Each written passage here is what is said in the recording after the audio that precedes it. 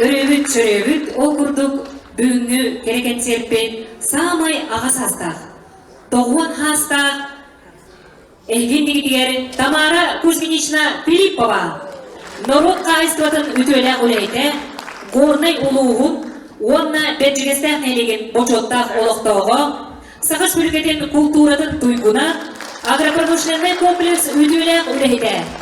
Элгейі Галина Волова айтына тыңларығар, онна жүрілген.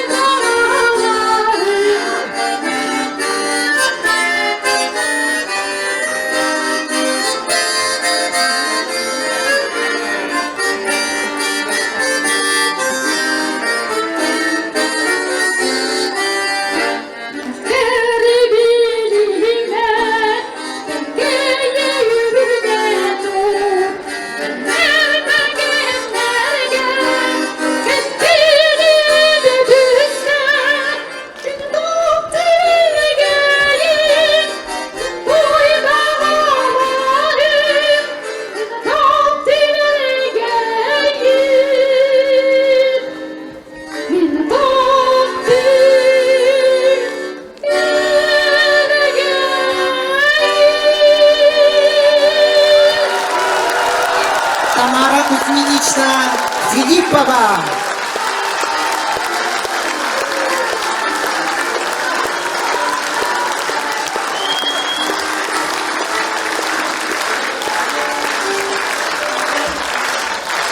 Maqtal bo'lgan Tamara Kuzminichnaga